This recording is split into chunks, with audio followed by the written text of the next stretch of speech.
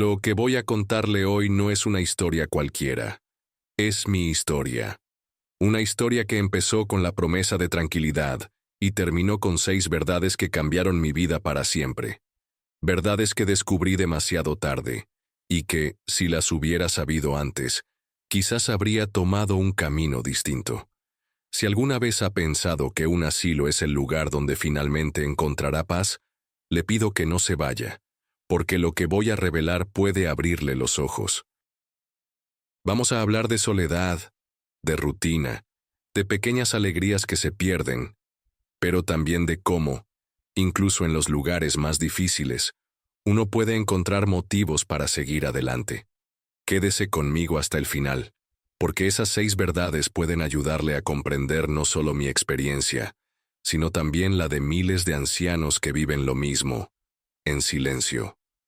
Cuando pienso en la palabra asilo, se me vienen a la mente muchas imágenes distintas. Algunos lo ven como un lugar de descanso, otros como una última estación donde uno recibe cuidados cuando el cuerpo ya no responde como antes. Pero para mí, la palabra asilo tiene un peso distinto.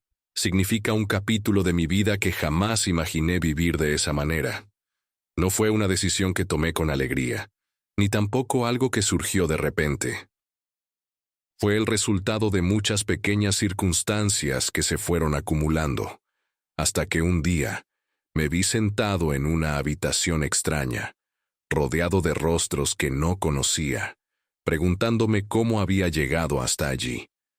Al principio traté de convencerme de que era lo mejor, que aquí tendría atención médica constante, comida preparada y un techo seguro. Sin embargo, con el paso de los días, comprendí que había una distancia invisible entre lo que me prometieron y lo que realmente viví. Y lo más duro fue darme cuenta de que ciertas verdades sobre estos lugares no se ven hasta que uno las experimenta en carne propia. Hoy quiero contarles la primera parte de mi historia, con la esperanza de que quienes me escuchen puedan entender lo que significa realmente estar en un asilo y por qué, para algunos, puede convertirse en una experiencia que cambia todo. Recuerdo claramente mi primer día allí. El pasillo olía a una mezcla de desinfectante y sopa recalentada. El ruido de los pasos de las enfermeras se mezclaba con el sonido de televisores encendidos en diferentes canales. Me asignaron una habitación que compartiría con otro hombre, don Ernesto, quien llevaba ya varios años en el lugar. Él me dio una sonrisa cansada y me dijo, en voz baja, «Aquí uno aprende rápido a no esperar demasiado». Sus palabras se me quedaron grabadas, aunque en ese momento no las entendí del todo. Pensé que quizás él era un hombre pesimista, o que había tenido mala suerte. Pero con el tiempo, descubrí que lo que me decía no era fruto de la amargura, sino de la experiencia. Esa primera noche me costó dormir. Podía escuchar a alguien tosiendo en el pasillo, una mujer que gritaba el nombre de su hijo, y un reloj que parecía marcar cada segundo con un eco interminable. Me di cuenta de que no estaba en mi casa, y que cada objeto que me rodeaba me recordaba que ese espacio no era mío, que yo era un visitante prolongado en un lugar donde la vida se vive con horarios y reglas ajenas. Poco a poco fui entendiendo que una de las primeras verdades duras de un asilo es que, aunque te cuiden, es difícil sentirse verdaderamente en casa. Las paredes pueden estar pintadas con colores cálidos, y las camas pueden tener sábanas limpias, pero no hay olor a café recién hecho por la mañana como en mi cocina, ni el sonido de mis viejos discos de boleros sonando mientras preparo el desayuno. Aquí, el día empieza y termina cuando otros lo deciden. A veces uno siente que la propia vida pierde ritmo, como si estuviera viviendo en una pausa eterna. El personal hace lo que puede, y muchos son amables, pero no pueden reemplazar el calor de la familia o la libertad de abrir la puerta y salir a caminar por tu barrio. En esos primeros días, me descubrí a mí mismo aferrándome a recuerdos. El jardín que cuidaba cada mañana, Las charlas en la tienda de la esquina, el olor de las empanadas que mi vecina horneaba los domingos. Era como si todo eso quedara en otro planeta, y yo estuviera mirando desde lejos, sin poder tocarlo. Algunos dirán que uno se acostumbra, y es cierto que el ser humano tiene una capacidad increíble de adaptarse, pero adaptarse no significa que desaparezca la sensación de pérdida. Yo comencé a notar que, con el tiempo, dejaba de hablar de ciertos temas porque nadie allí conocía a las personas de las que hablaba, ni los lugares, ni las pequeñas anécdotas que me formaron. Es como si tu historia se volviera invisible. Y cuando tu historia deja de importar para quienes te rodean, una parte de ti empieza a apagarse. Esa es la segunda verdad que descubrí, aunque en aquel momento no la tenía tan clara. En un asilo, tu pasado se convierte en algo que solo vive dentro de ti, a menos que encuentres a alguien dispuesto a escucharlo de verdad. Esa desconexión emocional es sutil, pero poderosa. Por eso, hoy, al compartir mi experiencia, quiero que quienes me escuchen puedan pensar 2 veces antes de decidir que un asilo es siempre la mejor opción, porque la paz que uno espera encontrar, muchas veces, se pierde en esas paredes silenciosas. ¿Y usted que está escuchando? ¿Alguna vez ha sentido que estaba en un lugar que no era suyo, aunque intentara adaptarse? Con el paso de las semanas, me di cuenta de que la rutina en el asilo era como una corriente de río que no se detiene ni un instante, pero que siempre fluye en la misma dirección. Las comidas se servían a la misma hora, las luces se apagaban a la misma hora, y hasta las conversaciones parecían repetirse como un eco que nunca desaparece. Al principio pensé que esta regularidad podría darme tranquilidad, pero pronto entendí que esa misma monotonía era lo que empezaba a apagar mi espíritu. En casa, incluso los días más simples tenían algún detalle inesperado. Una visita de un vecino, un programa nuevo en la radio, una flor que había florecido de repente en el jardín. Aquí, en cambio, cada día se parecía al anterior como si fueran páginas repetidas de un mismo libro. Y es en esa repetición donde uno empieza a perder la noción del tiempo. Recuerdo una tarde, mientras miraba por la ventana, que me pregunté si era martes o miércoles, y me di cuenta de que realmente no importaba. Esa pérdida de referencia, de saber en qué parte del año estás, es algo que lentamente erosiona la sensación de vivir. Y esa fue mi tercera verdad. Un asilo puede cuidar tu cuerpo, pero si no tienes cuidado, puede robarle vitalidad a tu espíritu. Pero no todo en la vida del asilo era gris. Había momentos en que alguna chispa rompía la rutina. Recuerdo que un día llegó un grupo de voluntarios a tocar música. Un señor de bigote delgado y voz grave cantó un bolero que me llevó de regreso a los años en que bailaba con mi esposa, en las fiestas del barrio.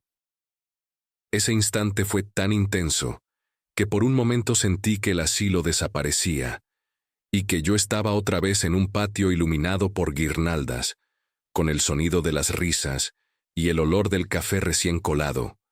Sin embargo, cuando la música terminó y los voluntarios se fueron, el silencio volvió como un recordatorio de que esos momentos eran excepciones, no la regla. Y ahí entendí la cuarta verdad. La alegría en un asilo muchas veces viene de afuera y dura poco, y si uno no se aferra a esos instantes, la rutina vuelve a envolverlo como una manta pesada. Aprendí que había que buscar activamente razones para sonreír, porque esperar a que llegaran podía ser demasiado tarde. En medio de esa vida controlada por horarios y reglas, también descubrí lo difícil que es mantener la independencia. Antes, en mi casa, podía decidir si quería desayunar más tarde, si quería salir a comprar pan o si me apetecía tomar una siesta en el sillón después del almuerzo. En el asilo, esas decisiones ya no eran mías. Un día, pedí que me sirvieran la cena un poco más tarde porque no tenía hambre todavía, y la enfermera, con buena intención pero firmeza, me dijo: «Don Manuel, la comida se sirve a esta hora para todos, No podemos hacer excepciones. Y ahí entendí la quinta verdad. En un asilo, la individualidad se sacrifica por la organización, y aunque eso puede ser necesario para que todo funcione, para el corazón es una pérdida profunda. Es como si te dijeran que tu manera de vivir ya no importa, que ahora debes adaptarte a un molde que no se hizo para ti. A veces me pregunto si lo que más duele de vivir en un asilo no es la falta de comodidades, sino la falta de decisiones. Porque decidir, aunque sea sobre cosas pequeñas, es lo que nos recuerda que seguimos siendo dueños de nuestra vida. Cuando esas pequeñas libertades se van, uno empieza a sentir que está esperando algo, aunque no sepa bien qué. Y eso me lleva a la sexta y última verdad que quiero compartirles más adelante.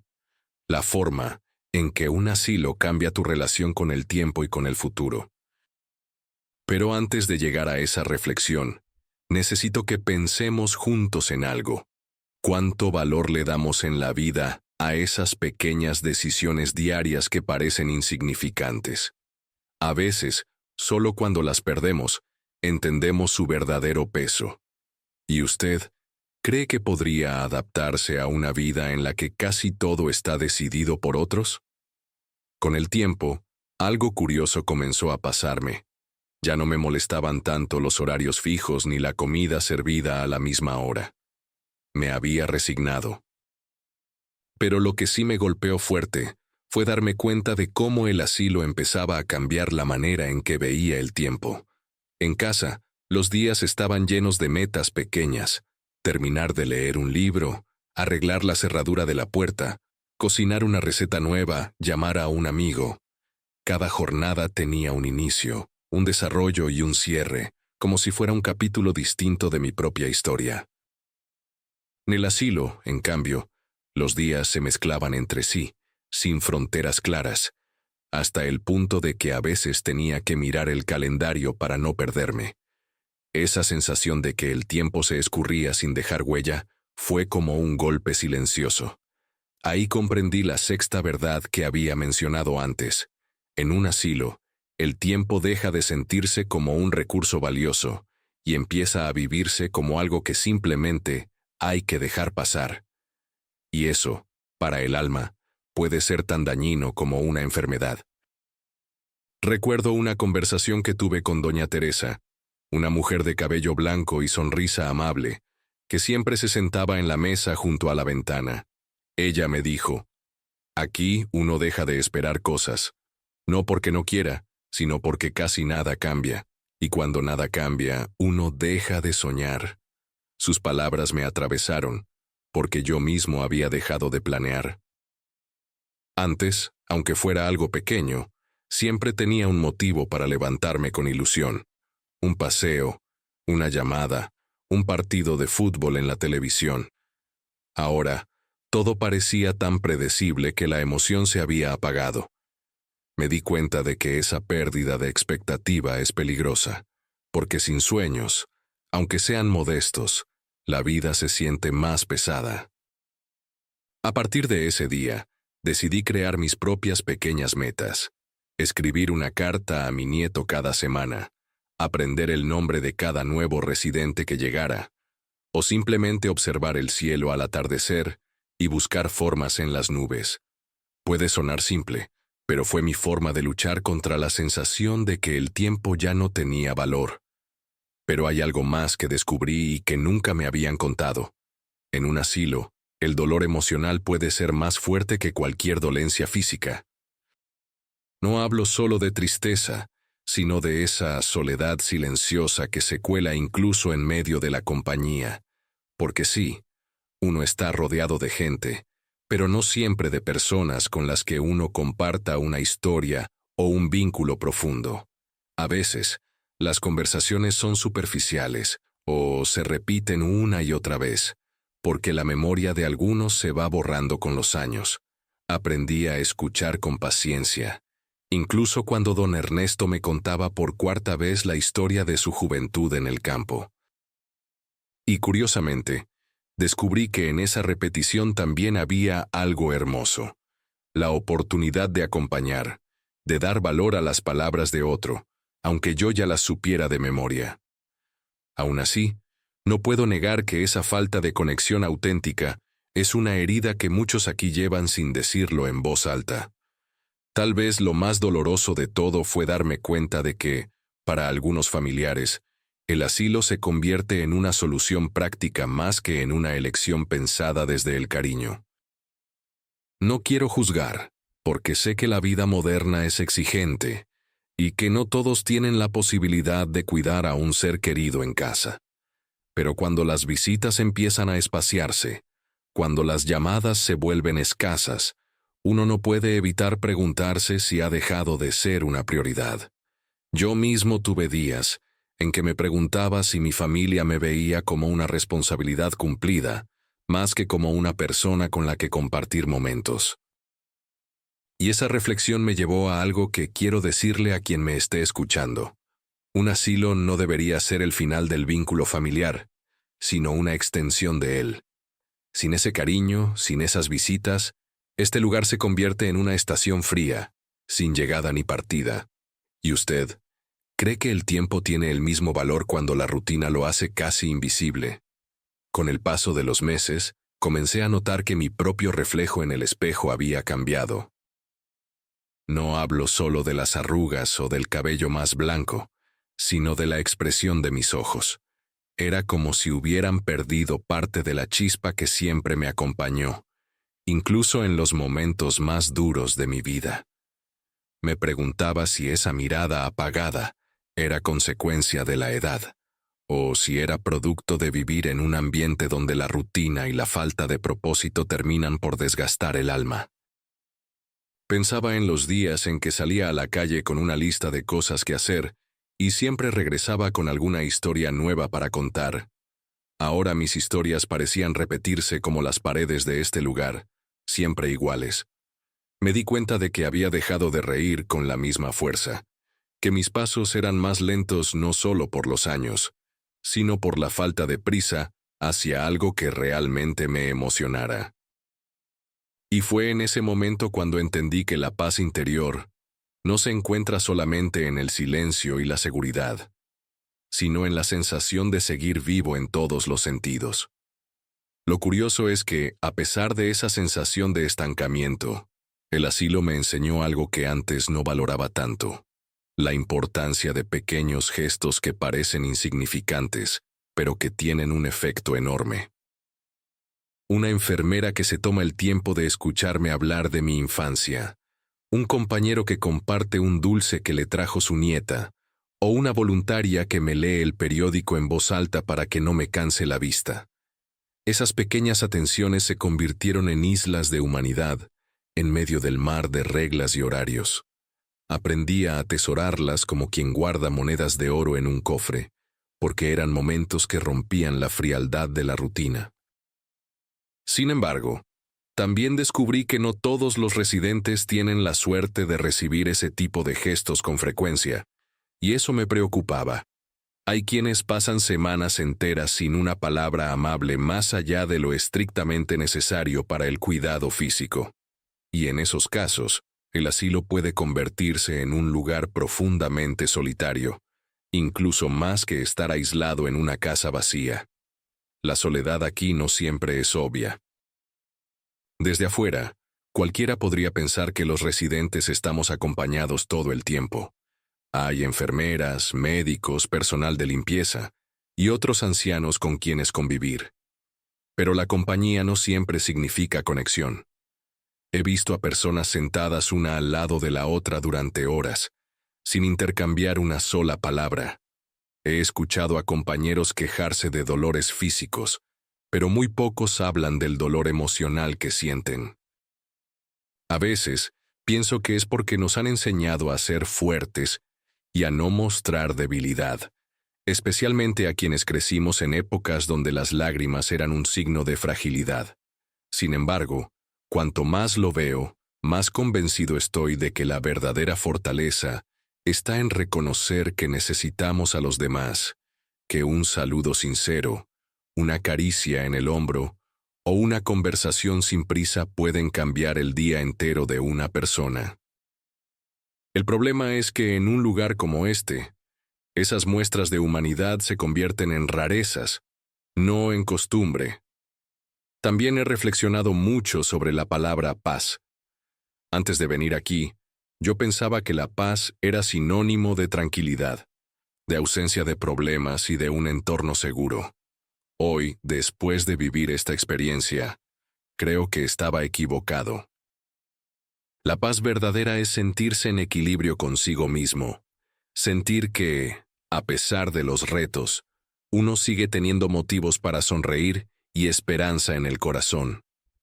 El asilo me dio un tipo de paz superficial, la de no preocuparme por cocinar, limpiar o pagar cuentas, pero me quitó otra mucho más valiosa, la de saber que mis días tenían un sentido profundo, y es por eso que hoy, al contarles esta parte de mi historia, no busco desalentar a nadie, sino invitar a reflexionar.